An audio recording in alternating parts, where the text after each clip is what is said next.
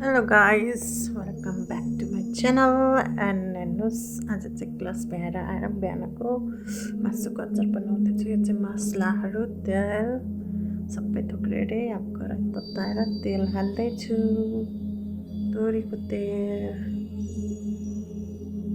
अब चाहिँ तेल तात्यो, अब मासु हाल्दैछु। क्यामेरा हातले समाउँदाखेरि अलिक अप्ठ्यारो भएर बिस्तारै लिएर अब चाहिँ तेल तात्दै हालेँ। मजाले फ्राई गर्नुपर्छ। फ्राई गरेर हेर्नुहोस् यस्तो भयो। मजाले फ्राई गरेँ। अनि एउटा तेल लसुन फ्राई गऱ्यौँ। अनि अब मसलाहरू हालेर मजाले फेरि फ्राई गर्ने।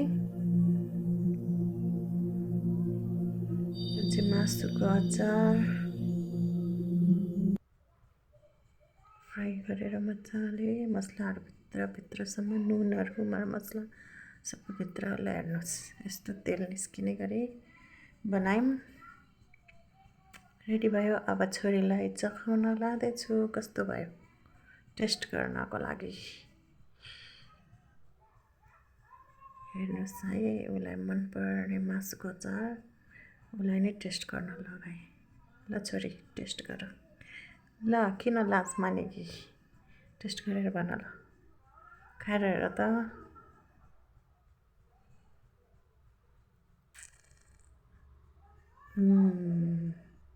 कस्तो छ? दामी दामी, थ्याङ्क यू।